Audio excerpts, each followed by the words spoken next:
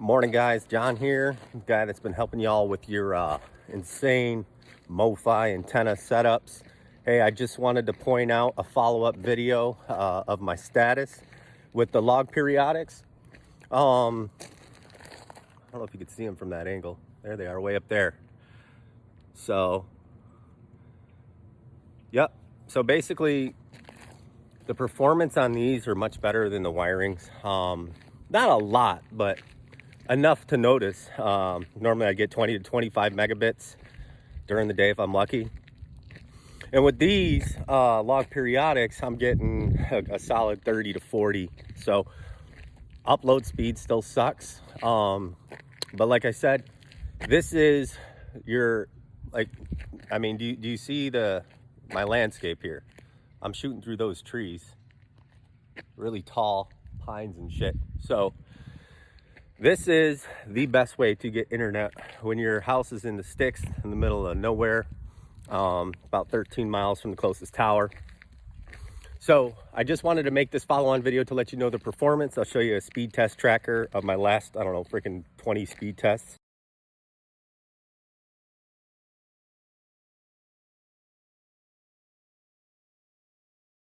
Yeah, we'll go from there.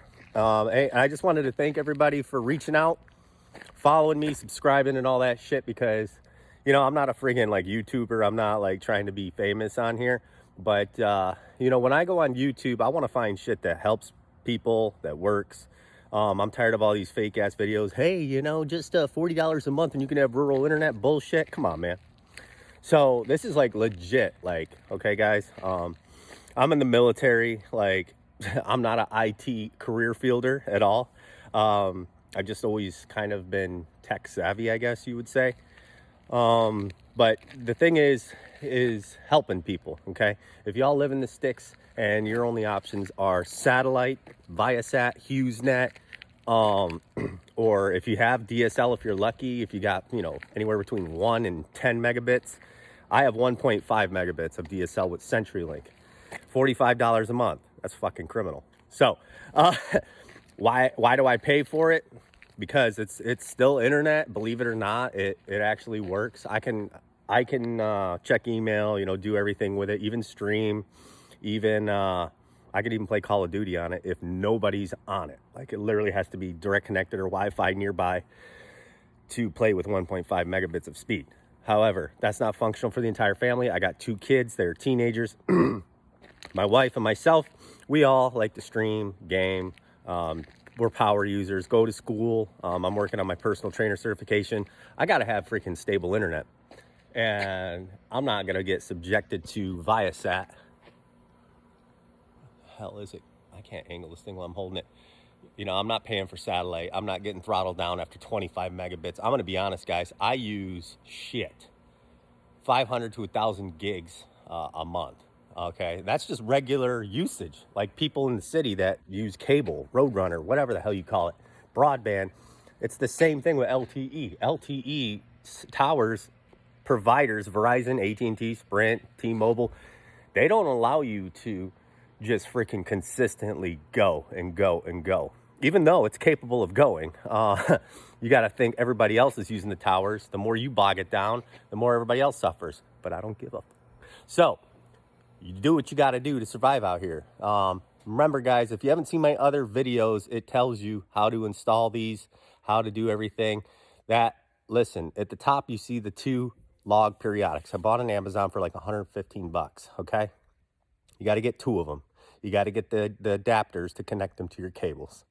The Yagi that you see below that was how that pole initially even got on my roof. I paid a company in Virginia to come down. They install these boosters and Yagis on businesses to basically get people, get these businesses phone and internet.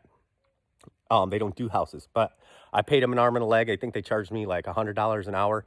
Came out to $1,400 just to get the pole that they put in a different location on my house. And I had extra holes drilled for no apparent fucking reason. They still wanted to charge me. So, but anyway, right from that attic into my son's room in that window there is where the Mofi is. Luckily, there's a little attic crawl space. I can just access the Mofi very easily. Is that functional for the whole house being way the hell up there? No, the Mofi does not blast, I don't know, 23,000 square feet or wherever the hell it is. around my house perimeter. So like I said, like I've told people in the past, get yourself a decent gaming router, something with like multiple antennas, just a basic router. That's going to get you more reception in your house. That's gonna blast out your Wi-Fi all around. Like this yard, I'll be out here mowing or something, I'll have internet throughout the entire house. Okay, so just keep that in mind. If you tether it to an extender, you're going to be subject to some loss. However, you can do that. Like right there, I have this cheapo Wavelink outside. I can actually have it pick up the Wi-Fi from the inside if I really wanted to blast it. Like out here on the pool deck. But guess what? I don't even need it. I shut all that crap off because I like literally have internet throughout the whole yard. Like I can go all the way out to this road. I don't know if you can see it, to the very end of the road, to the mailbox. Still have Wi-Fi, full bars. So I'll start losing it when I start walking down the street that way. Yeah, so, but yeah, man, it works. It's the best thing since, I don't know, freaking internet first came out. Because for some of y'all, you don't have to be really tech savvy to set this up, okay? Literally, it should be plug and play. It's a Mofi router. It takes a SIM card. It's the same concept as a freaking Verizon Jetpack or a MiFi hotspot. The Mofi 4500 is the same damn thing. It's just more industrial. It's metal. It can stay running consistently because, you know, those jetpacks and hotspots, they just have batteries and you're not supposed to run them continuously. The batteries will swell. That's what I first did when I first moved here. Could be a fire hazard. The Mofi, it gets hot here in North Carolina. It gets about a freaking 100 and probably 30, 40 degrees in that damn attic. It lasted the whole year. It's perfectly fine. It's weatherproof. I think it can go up to 160 degrees or some shit. I don't know. But anyway, so it works. Basically, get yourself the Mofi. Like I said, it's an easy setup. If you get yourself an antenna set, make sure if it doesn't come with the cables, you get the cables. It's the, you know, FME male to FME male or some shit. But one's a small one and one's a big connector. So the small connector will connect on your Mofi. The big connector will connect to your antennas, which are typically N females. It's really weird. Just make sure whatever antennas you go with, like my log periodics came with like these FME males or some shit, and they're like really small. They're not like the big standard N females.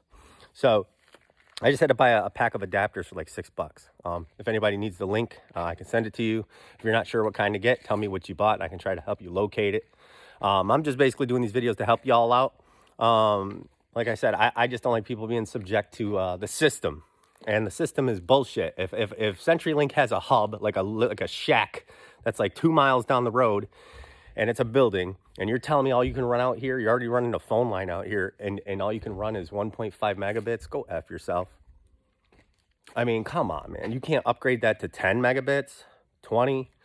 So in town, in the closest town, which is Elizabeth City, North Carolina, CenturyLink offers $45 a month for 100 megabits.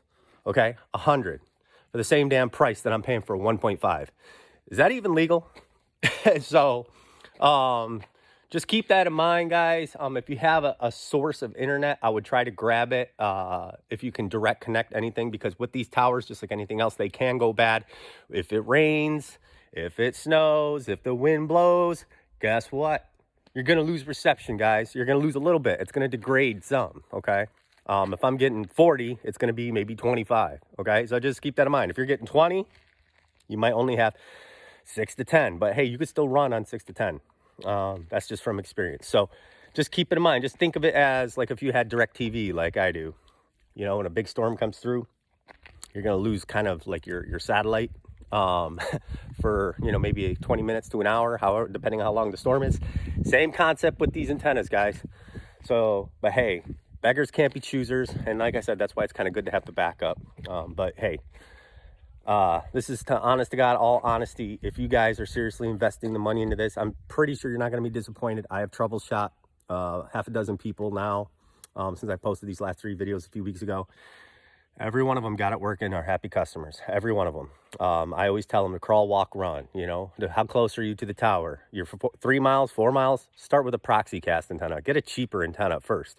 That is MIMO, that has 2 cables that you can plug into the Mofi, because the Mofi has 2 ports. If you can't if there's only one antenna, but it says like high range or high frequency or high bands, make sure that there's like, make sure when you're looking at antennas, you get 2 of them if it doesn't have two pigtail cords, okay? So like the Proxicast, for example, is a panel antenna. It has 2 cords coming out of it, thus making it MIMO, okay? Now, you can buy 2 antennas, like I did, the log periodics. I had to buy 2 antennas. That made it MIMO, okay? So just keep that in mind. So now then what do you do after that? So once you got your antennas picked out and maybe you wanted to only spend like 30, 40, 50 bucks a piece, like you can find typical antennas kind of like these for like, I don't know, 30, 40 bucks online. They don't have to be the log periodics. The log periodics are like 48 inches. They're long, okay? So the longer, the better. That's just my opinion. They're lightweight. They're not going to like pull your pole down or anything like that. They're super lightweight, like aluminum. Now, like I said, crawl, walk, run, we'll go back to it. So those Proxicast antennas are only 100 bucks. You only need one of them because it's got two cords coming out of it, okay? But you might have to buy the cords separate to run from the antenna to your Mofi. Just keep that in mind, that's all. Depending on how high up on the roof you need to go, is going to determine how long the length of the cable you're going to need. 25, 30, 40, 50, 100 feet. Somebody said they need 300 feet. And I have 15 feet because when I first bought the Proxicast, I have 15-foot cables that I installed. Then when I got rid of the Proxicast because it was just cutting in and out because I'm just too far with these trees, I went with the WIreng MIMO antennas, which are great. They're just overpriced. It's just basically 2 Yagis on a bar. So making it MIMO. So you can do that for like 60 bucks times 2 and pay a quarter of the price than what I paid for those. Okay, so just keep that in mind. Once you got your antennas, if the crawl with the Proxicast don't work and you've gone 100 and you've gone all the way around, you've spun that thing around that pole up there, you went this way all the way around it, you went up and then you went up and then you went down all around, and your decibels while you're in the Mofi settings are just not to par, just keep in mind it's probably the antenna. It's not strong enough, so you're gonna need something stronger. So what you want to look at is first you need high range, somewhere from 700 to like 2500 on the spectrum, okay? Though that range will give you frequency bands, okay? So like band 4 and band 13 are Verizon. Okay, so I know I need bands in a certain freak. Okay, band 4 is higher, so I'll need to make sure that it covers it. But if I get antennas that say, hey, they're 700 to 2500, I'm in the range of bands. I'm definitely good. But if you get one that's like, I don't know, 3500 or some shit like that, you're going to be out of the spectrum because the Mofi only recognizes like those lower type bands. There's a couple high ones on there, but just keep that in mind as well, guys. I'm not trying to confuse you. Just when you get an antenna, make sure it's like 700 or 750 to like 22 or 2500, somewhere in there, you'll be fine. And then let's see, so once you know your frequency and your bands, because you can just Google it, like band 4 runs off, I don't know, 1500 to 21 or 2500 or some shit. And I am on band 4 with Verizon T-Mobile. It's a Verizon T-Mobile band. It, for some reason, gives me the fastest speed, sometimes 1 to 2 bars. Doesn't matter your bars, it just matters your decibels. Right now, my decibels are sitting at negative 112, and they're fluctuating to negative 114. If I get to negative 115, it's going to drop to 1 bar. Doesn't matter. The bar doesn't mean shit. But you don't want to get up to negative 120 to negative 125, because once you get up there, you're going to start to degrade.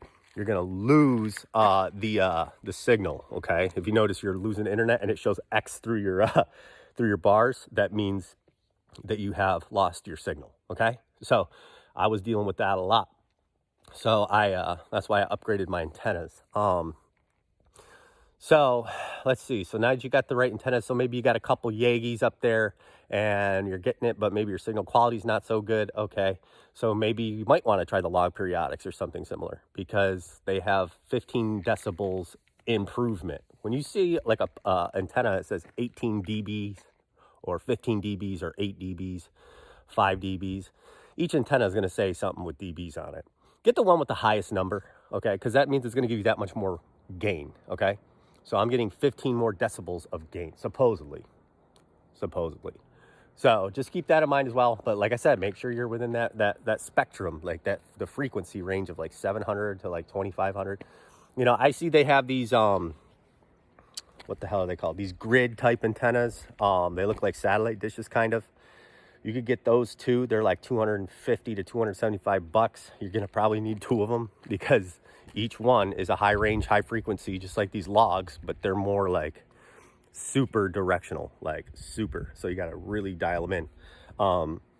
And they supposedly can go a lot further. I thought about it. It would be kind of unsightly though to have 2 fucking dish looking huge things up there. Parabolic grids or something they're called, parabolic grids. You know, if you're willing to spend that kind of money, go for it. I've already got $1,400 invested on the booster, $1,400 invested on the installation, $400 invested in the wiring antennas, another $100 invested in the Proxicast, which I sent back, but I kept my cable, so that was probably like 50 bucks. I have, and the Mofi, which is another, what, 350 or some shit. Dude, that's a lot of money. But with my Verizon Unlimited grandfathered plan, I can tell you it's only 41 bucks a month. So at the end of the day, I recoup the cost. Most of y'all be in town paying like 50, 60, 70 bucks anyway for your internet, maybe 80. I'm talking broadband. So $41 a month for unlimited internet, in my eyes, is epic, okay? It's totally epic. And there's not a damn thing they can do about it because I'm grandfathered, okay?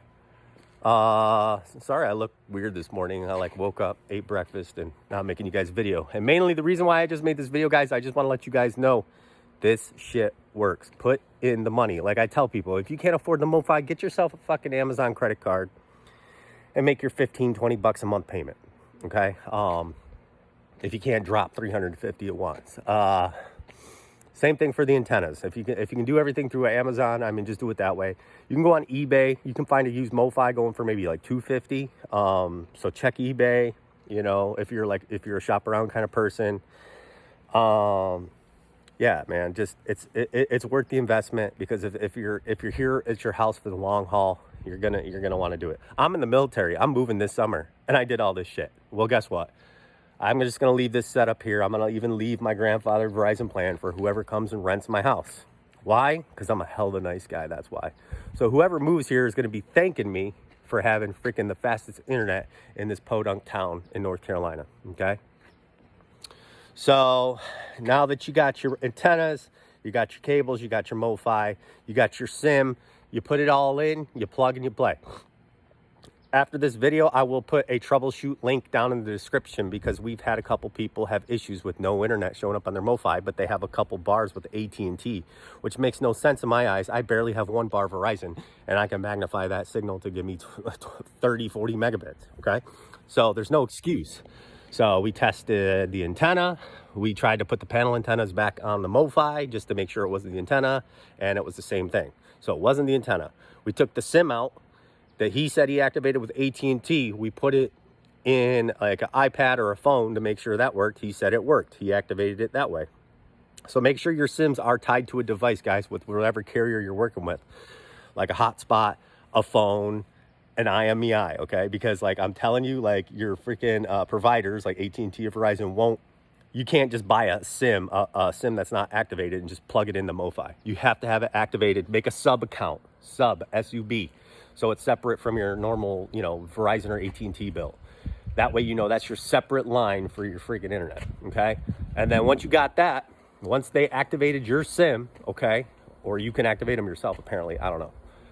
You should be able to plug and play. The Mofi comes with like different levels of SIM cards, like micro, mini, fucking the regulars. They have all different kinds that'll fit into the Mofi. They have adapter, okay, that you can like change it around.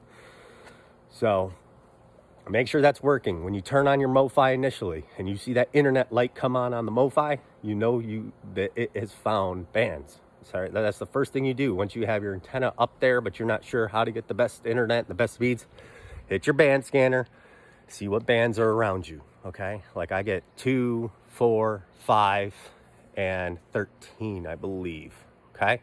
So make sure you do the band scanner. And then you're gonna go through and go to band lock on your Mofi and lock on every single band individually and do a speed test. And then you're going to rotate the antenna.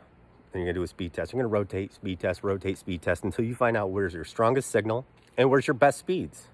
Because like I told the guy earlier, He says, I can get 1 bar on band 2, but on band 5, he's getting like negative 95, and he's getting like 20 to 25 megabits down. Now, that's not bad. But if there's a further tower he's picking up that's like band 2, and he's getting 30 to 40, you might want to stick with band 2. Who cares if it's further? If you're getting better speeds, go with the one, because some of them have stronger frequencies, man. Some of these frequencies have more power, output, throughput through trees. Go with the one that works the best. It doesn't matter if you got 1 bar. Okay? Now, you've tried that band. Maybe you want to try your next band. Maybe you've got band 4. Band 4 is the best for me out here, and that's the one I'm going to lock it on. That's giving me the best speeds. That's the one we're functioning on. That's what we're going to go with. So try all your bands first. Not to mention, if you know there's a tower over here and maybe a tower over here, you might want to do a band scan and try the bands in this area, and then do a band scan and try the bands in this area, and then lock. Okay? Just got to play with it, man. You got to make a weekend out of it. Make a day out of it. Call in sick for work for it. But at the end of the day, you will be satisfied. Like I said, if I can shoot through these trees, and there is a body of water over here by a Coast Guard base, which is on the other side. And what's water have to do with anything? Water actually bounces and refracts signals. That's according to what Verizon says. Trees, yeah, same thing. I have less vegetation because it is in the middle of winter, but at the same time, it's just pine trees. Those needles are up year round, so it should be about the same. So I hope this helps you guys out. Shop around your antennas, troubleshoot. Go to the troubleshoot link that I'm going to put in the description and try all these different individual steps if you can't get your internet light to come on, but you know for a fact that you have signal out there because your phone has signal, okay? But literally it should be just plug and play. You shouldn't have to do all that. Everybody's a special case. I know AT&T is special. No offense, AT&T peeps, but Verizon, Verizon's good. So if you can go on eBay, there are plans, guys. There are plans. There's people that will send you a Mofi with a grandfathered plan. There are people that will. There are ways if you're willing to pay the money to get these unlimited, true unlimited plans. Okay, because a lot of them will just be 25 megabits, and then you're throttled down to like 0.60 something megabits, and it's just like as bad as satellite. So go on eBay. Send the person a message, be like, what's this plan all about? $60 a month, but I drop $1,000. It's worth it. It's worth it. Or there might be just some that, hey, $350 off the bat and then $60 every month thereafter. It's worth it. If you want that as your primary source of internet, just make the investment. All right. So that's all I got for you guys. And once again, thank you everybody for subscribing. If you want to see more, if there's something you want me to show you, hit me up. Let me know. Yeah, guys. Happy Sunday. Peace.